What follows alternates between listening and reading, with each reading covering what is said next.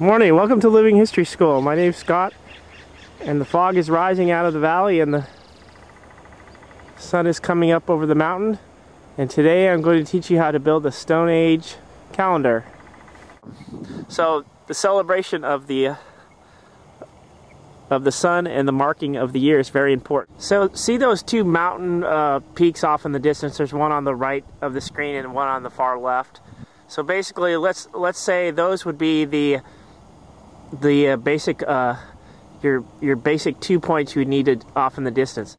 So here's a quick illustration on a piece of paper. Basically, right now the sun at the equinox, which is the vernal equinox, which is springtime, is beginning of spring, happens right now. The sun comes up due east. So say that's right in the middle. That would always be in the midpoint. So now the sun, as the sun comes up each morning, it's going to come up in a different location. It's going to work its way towards the northeast, and then at the summer solstice, it's directly at the northeast. So say it was coming up on the mountain to the left there, it'd be at that point, and then it's going to work its way back across, and then in the fall, it's going to be back again directly due east. It's going to come up due east again in the fall at the autumnal equinox or autumn, and then now it's going to start working its way to the right, to the far southeast. So each morning during the winter time, during the winter solstice, it would come up southeast, due southeast.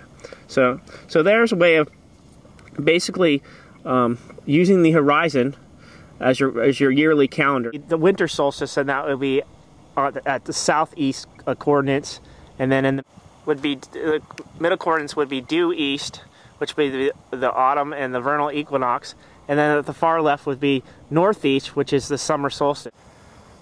So today we'll be making our sunrise calendar, so you can keep track of the year, basically, and this is what people did, of course, going back for thousands and thousands of years.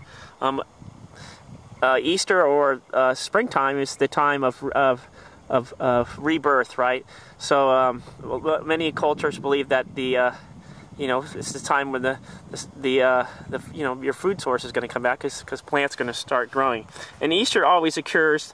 It's always the first Sunday after the first full moon after the vernal equinox. So the vernal equinox is coming this weekend on the 20th, and of course this has been celebrated for thousands and thousands of years.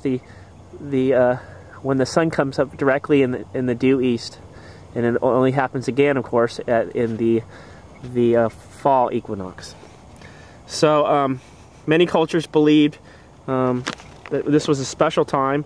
For instance, in parts of Ireland, there's lots of stone rock cairns where the sun comes up down through these channels in the rocks to shine on petroglyphs and other things. And of course, in like Mexico, there's Chichen Itza, and it's a pyramid where you can actually see this serpent shadow come down the side of the pyramid. Like 40,000 people will go there each year to watch this shadow descend down the pyramid, this ancient pyramid. So of the Aztecs. So the celebration of the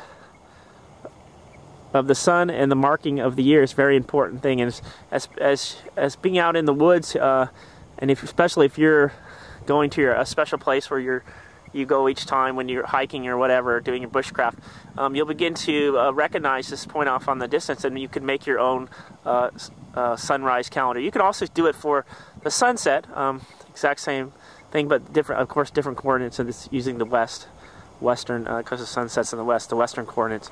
So, and if you actually wanted to make a full StoneHenge, you'd make a circle on the ground and basically mark out all the compass points on there, north, south, east, and west, and you could track the sun throughout the day and throughout the year.